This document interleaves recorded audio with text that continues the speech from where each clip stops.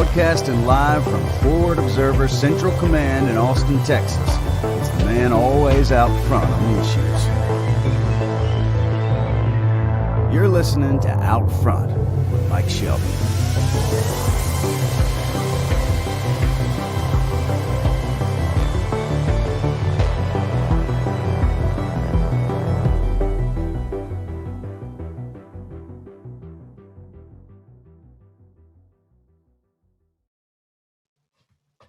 All right. Hello and good afternoon, everybody. Welcome to Out Front. I'm your host, Mike Shelby. By the way, I hope everyone had a great weekend. I was not on the show yesterday. I was recuperating from a trip. We went down to San Antonio, went to the Alamo, and man, that place is pretty incredible. We go there, I don't know, probably two or three times a year, and there's just always something to learn. I'll tell you, there was a guy out there who on Saturday morning, he was a descendant of someone who was killed, a guy, a Texas revolutionary who died at the Alamo, was killed there. And he had his wife and child with him, and his wife and child hid in the sacristy of a church in I guess maybe a church that was right across the street or in the area, whatever. And they survived. So pretty crazy story. The guy who was killed in the Alamo had a brother who was in Santa Anna's army. And after the Mexicans stormed over and killed all the Texians in the Alamo, he went to Santa Anna and he asked if he could give his brother, the Texas revolutionary, if he could give his brother a Christian burial. Apparently that was the only guy at the Alamo to get a Christian burial. All right, guys, let's go ahead and get started today with today's show. Ben, can you go ahead and pop that image up there? I just saw this on Twitter, but this guy says, my wife's employer has given her a deadline of until the end of April to add pronouns to her email signature. What should she do? And there are a lot of opinions. She should name names. I think that is the only way creating, I hate to say outrage, but creating outrage over this. And this is one thing that the left does very well. By the way, everyone, if Ben hasn't already, Ben should put down a link to subscribe to the new YouTube channel. I'm going to take this show and put that over on the new channel where, I can be a little more free with the things that I say, get it away from this channel. That way, if my other channel gets nuked, we still have Forward Observer. So go ahead and do that. It's over on YouTube, just Out Front with Mike Shelby. But listen, name names. This is something that the left does very well. And this whole thing with Taylor Lorenz is like a very good example of this. There is a Twitter account called Libs of TikTok. And literally all this person does is goes on TikTok, finds these like crazy people on TikTok with their crazy ideas, talking about all this stuff about gender indoctrination, and these preschool teachers on there talking about how they tell their kids about how great being non-binary or whatever is. And they put that on Twitter. And these are not parody videos. These are real people on the left in the United States talking about this crazy stuff. At any rate, she got doxxed. Taylor Lorenz, who's a quote-unquote investigative journalist or whatever she is, she went, dug into the account, figured out who it was, doxxed that person, so publicly I made their information available on the internet, their personal private information, running an anonymous or, whatever, semi-anonymous Twitter account. I guess nothing's online is really anonymous. And went to family members of the person who ran this Twitter account, went to family members and started asking them all these questions. So pretty incredible. But listen, the left, they make this outrage. They get people to call and send emails and give lots of bad publicity to these employers. And, listen, this is the fight in low intensity conflict. People want to call this a culture war. It's actually low intensity conflict. You go back into the doctrine. The Department of Defense has an entire doctrine called low intensity conflict. It is conflict beneath the threshold of conventional war. So we're not talking about tanks, planes, and bombers, but it exists above routine, peaceful competition. And doxing people, having these massive write-in, call-in, email, whatever campaigns, protests, that certainly is not peaceful. It's not routine, peaceful political competition anymore. All right, that's low intensity conflict. That's the paradigm we're stuck in. It's going to get a lot worse before it gets any better. And one reason why I have focused so heavily since 2016, really focused on low intensity conflict, is because, as you know, 2020 was bad.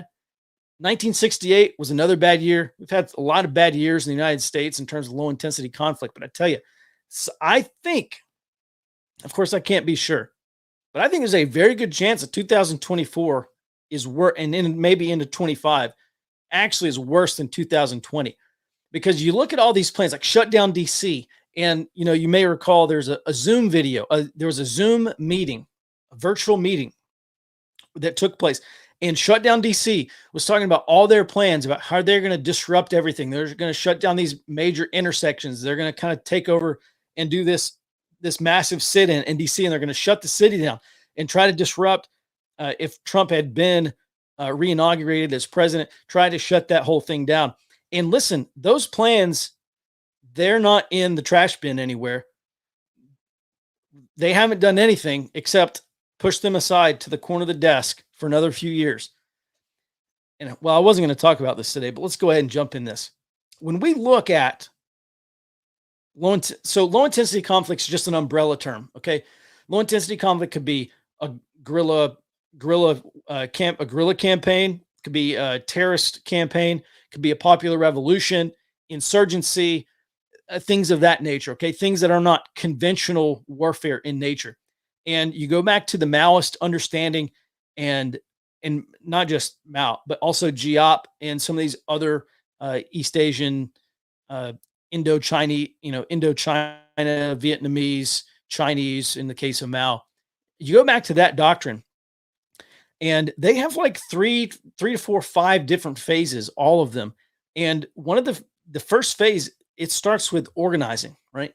They organize, then they get into a terror campaign, kind of like shock and awe. Then they move into guerrilla warfare.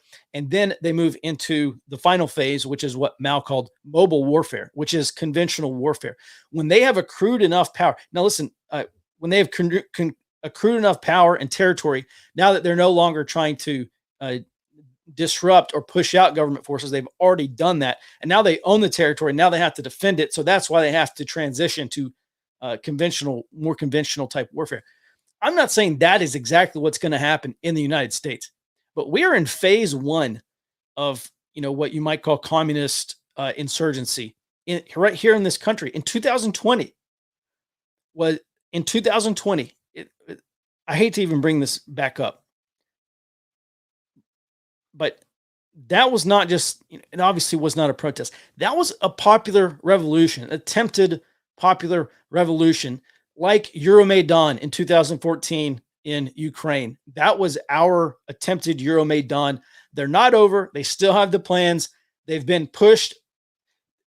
Your goal as a counterinsurgent, okay, is first of all, identify what phase you're in this conflict, and then do things that push the insurgency back to the previous phase. Okay.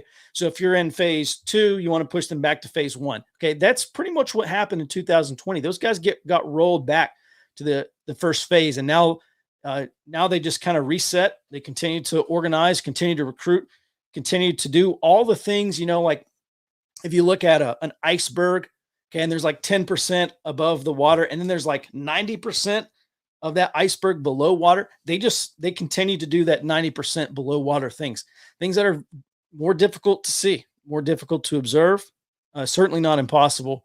But there's just a lot less overt activity associated with phase 1. So that's where we are.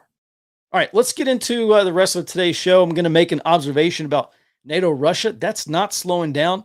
As a matter of fact, Dustin and I were talking earlier this morning about what does this look like if it actually does spin out of control. So Dustin's going to take a shot at that. I think on Friday, we'll be talking about that over on the high side. And then also the latest financial warning here from Bank of America. which is concerning. But first, let's get to today's shout down of the day. This goes out to Denver Mayor Michael Hancock. I get why he did this. Okay, they say, "Oh, well, you just apologize. Maybe you can assuage some hurt feelings." Okay, and then you can move forward.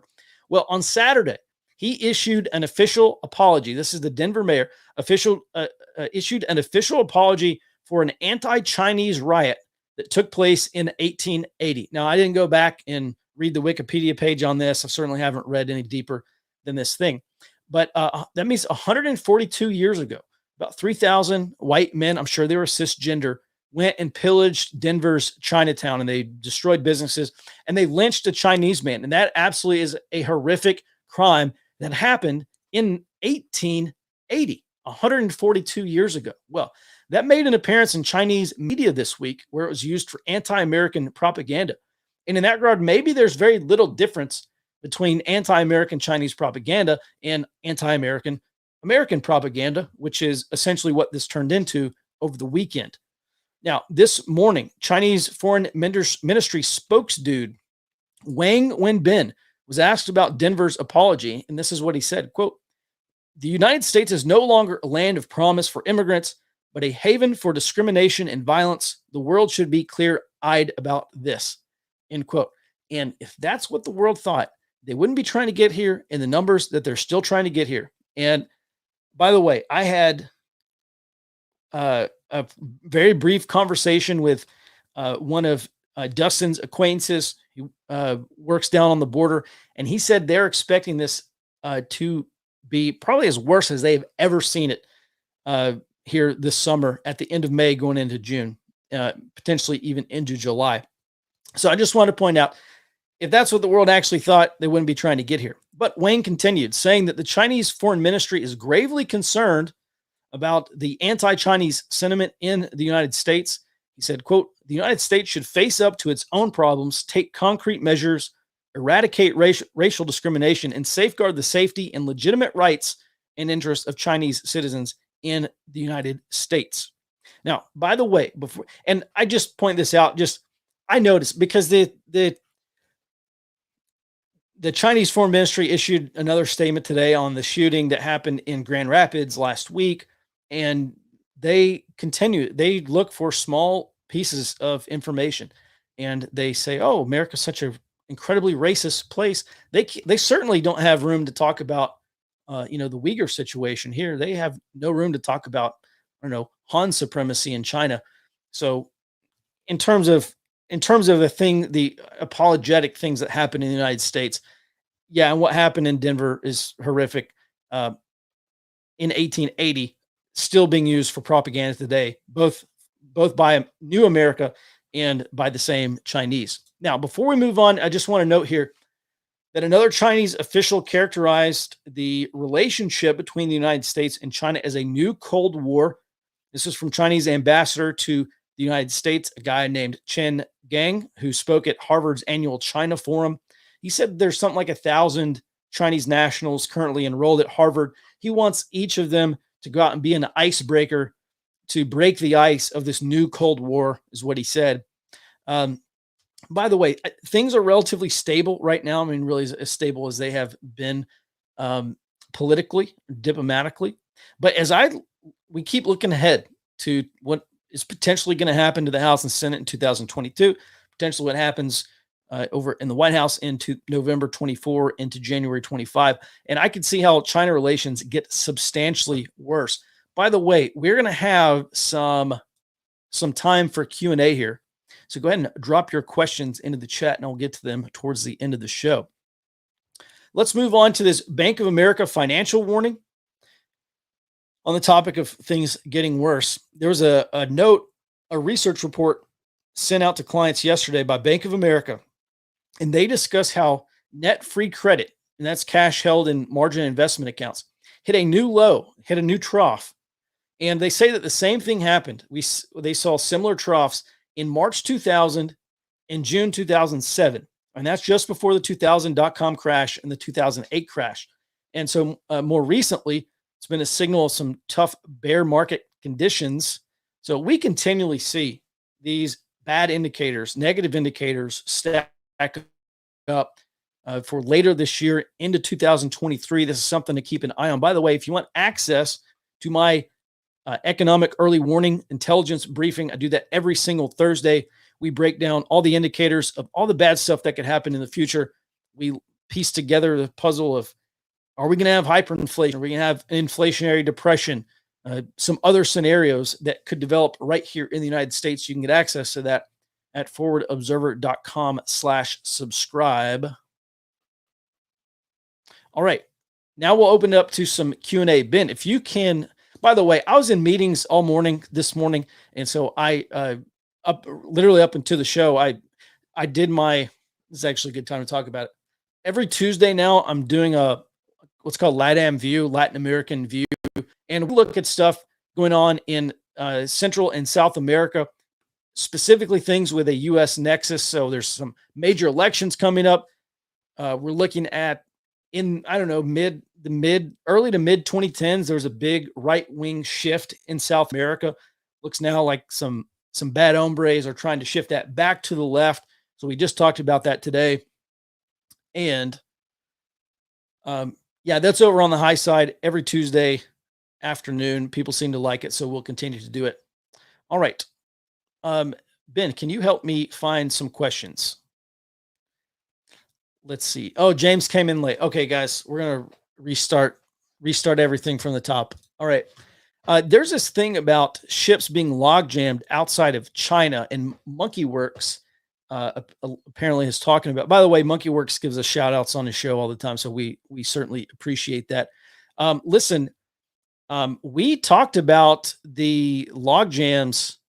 If you're over on the high side, we've been on Thursdays, we've been paying attention to this, to the Shanghai shutdown. As a matter of fact, was it last Thursday or the Thursday before that? It talked about how Shanghai and the Ningbo ports, that's China's first largest and third largest ports. There has been some disruption. Allegedly, they've been operating in what they call a closed loop. The Chinese call it closed loop. This is what's happening. China had a zero COVID policy. Now they call it dynamic zero. And what they've been doing is previously is shutting down like half of Shanghai. Well, now the whole thing shut down. As a matter of fact, something like 40%, I read somewhere, 40% of Chinese GDP is shut down. This means there's a massive backlog. I'm going to pull this up right now. Oh, shoot. I don't know if I could share my screen with you. Maybe we'll have it in tomorrow. But we have a thing here that allows us to see. Let me find it right here. Allows us to see in real time where these tankers, bulkers, and container ships are in real time. Yes, there is a massive backup right now in the port of Shanghai, which again is China's top port by volume. And we've talked about some of the implications, not only for another disruption. You remember I first noticed this in maybe like mid 2020. I went to Best Buy to look for a printer. And, you walk through the aisles and they have like just aisles of printers, like 2 or 3 aisles of printers. And all the inventory is underneath the display printers. And dude, they had like 3 or 4 printers available in stock, which out of like 20 something. And then I went over to Office Depot, same exact thing, like 20 something printers lined up and on display. They only had a half dozen maybe in boxes to be sold. And that is a direct result of the shutdown in China. This was back probably mid 2020. So the same disruption that we had, especially in electronics and all the other stuff coming from China, same thing's going to happen here. And then when China opens back up, there's going to be a flood of ships coming over here. And over at the port of Los Angeles and Long Beach, or two of the busiest ports in the United States, we may see another big backup. Maybe sometime later this year. So, that's all. I've seen a handful of people, talking about this, but we cover it like almost every Thursday, or we cover something about what's going on in China almost every Thursday in our economic early warning brief. You know what? Maybe I'll share an image with you on tomorrow's show. Come back tomorrow at 2 p.m. Central Time. I'll show you what that looks like here. All right. Let's see. Is there a national company that teaches communications. I don't know. Listen, I can recommend a couple of leads for you. So first of all, there's Amron, American Readout Radio Operators Network. That's run by a friend of mine, John Jacob, and that's all online. They're big ham radio guys, and there's a lot of people. I think they actually have Amron University now, where you can get on there and take the classes. Glenn Tate, the author of the 299 Days series. He has a ham prep test, and I'm sorry, I forget what it's called, but if you just search Glenn Tate ham radio, you'll probably be able to find it. There's also, if you want like more kind of hands-on stuff, we were going to bring these guys into my local preparedness network. We don't have time in our schedule, but there are these two Marines, and they run Mojave Repeater. That's like the desert, Mojave, like Mojave, Mojave Repeater. Those guys are teaching classes, and I think that would be a good class. If you can get in one of their classes, I think it'd be well worth your time. I think they teach like an RTO. By the way, yeah, on the topic of RTO, another friend of mine, Brush Beater NC Scout, does. He also has an RTO class. I've heard it's really good. So check him out. Just Brush Beater. If you go to americanpartisan.org, you can find him. And I don't recall off the top of my head. Yeah, but okay. So at any rate, hopefully that will point you in the right direction. Yeah. So Glenn's, thanks for this. Glenn's flashcards, they're called PAM Radio. It's PAM-radio.com. All right. Have you heard anything about a potential nationwide chicken cull? No, but this is something we have covered in early warning about the spreading of avian flu and some other things here in the United States.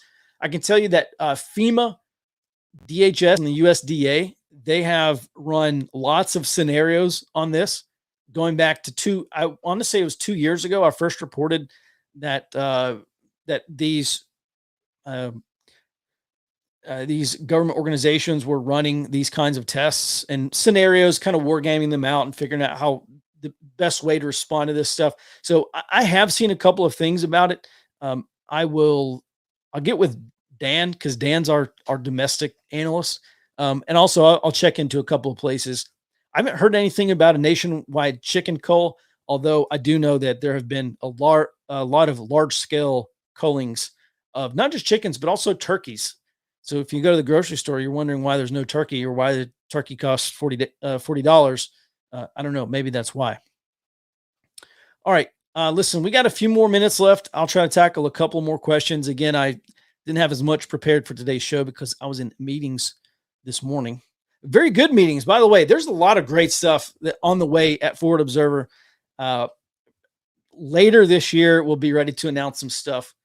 But for now, I'll just have to keep it fairly nondescript.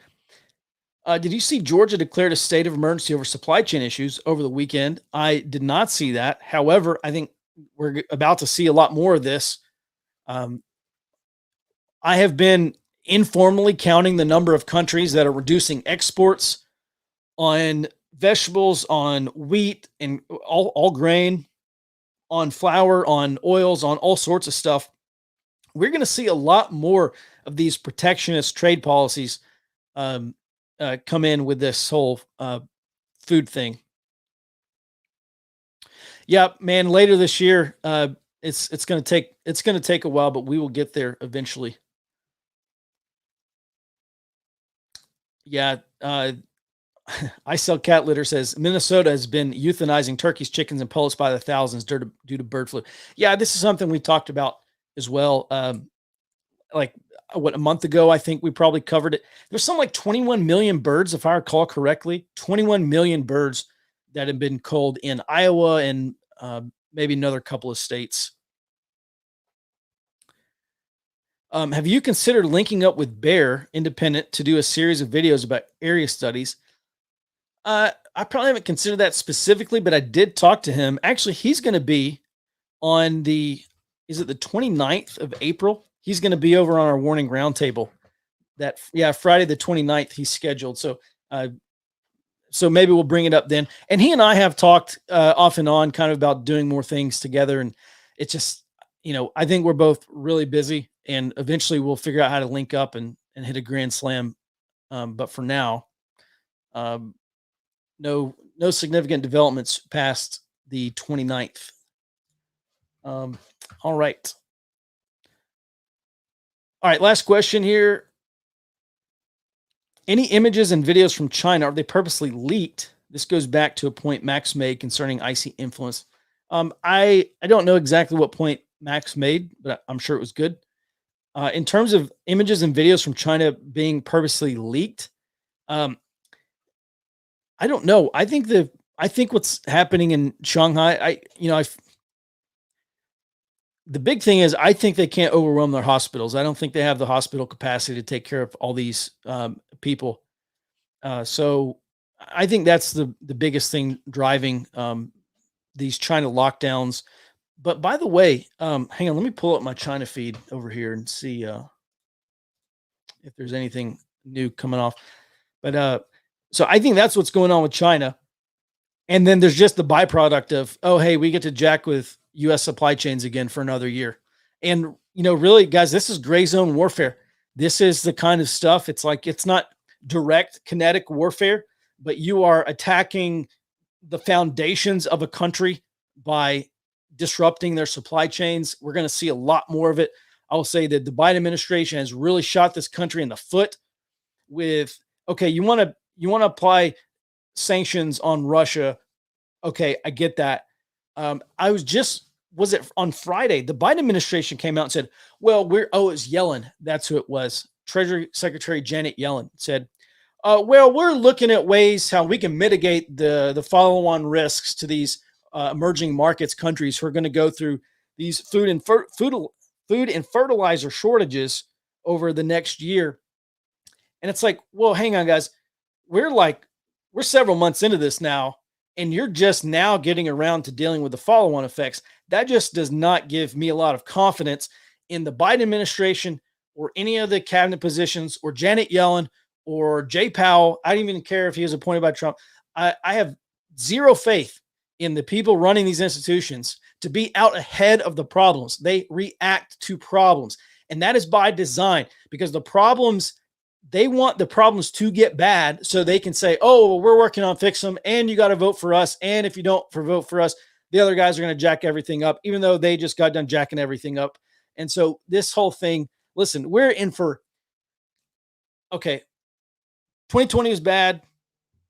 2021, a little bit better, but still bad. 2022 with food shortages, food crisis coming up. Okay, going to be bad. 2023, looking at a global and U.S. recession, probably going to be worse than this year, especially with food, because you don't just you can't just you can print a ton of money. You can't just print a ton of food. So, and fertilizer takes time. And, even if they increase planning, and even if the fertilizer does come back and they increase planning to try to make up from last year, it's like, this stuff just doesn't happen overnight. So 2023 is going to be bad. And then we're into the election season, 2024. And I hate to be a Debbie Downer or serve up black pills on the show every day, but it's just another reminder, guys, this decade is going to be real bad. This decade is going to be real tough. Something that we've been saying here for, I don't know, since I started this company in earnest full time back in 2015, 2016. This is the decade. So continue to prepare, continue to do all the things, continue to build your preparedness networks.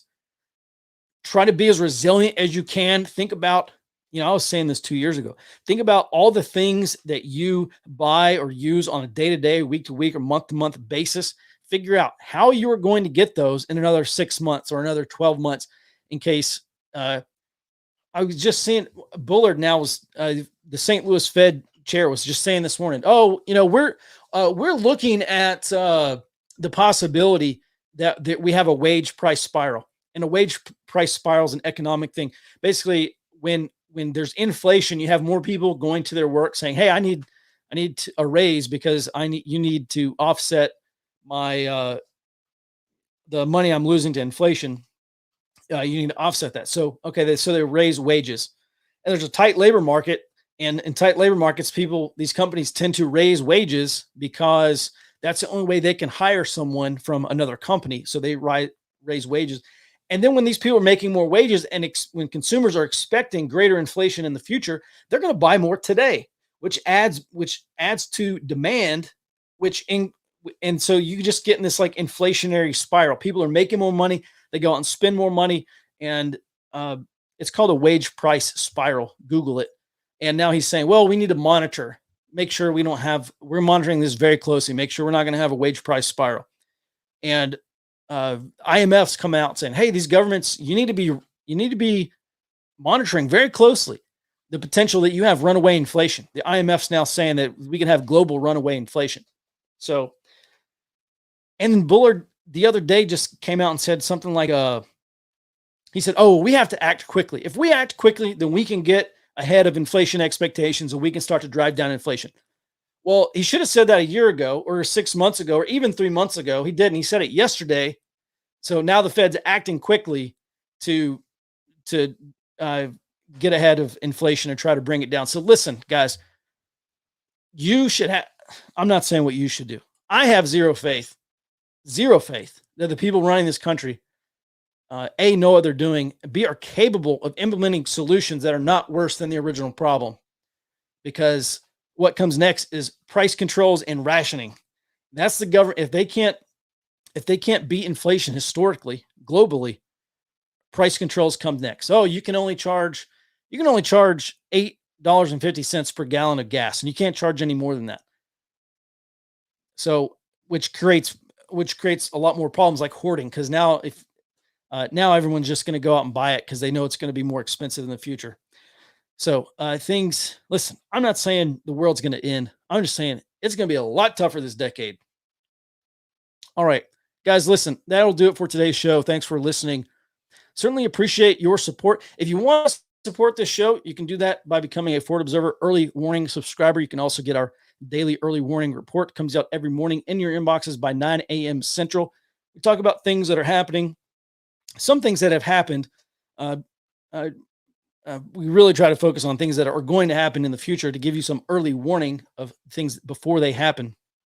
We certainly appreciate your support. By the way, be sure to tell your friends about the show if you get something from it. If it's entertaining, it's informative.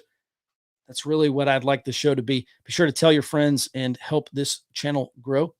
And with that really will do it right now for Ford Observer. Dustin will be back on the Daily SA tomorrow morning at 9 a.m. I'll be back on the show at 2 p.m. Central Time tomorrow. Until then, be well and stay out front.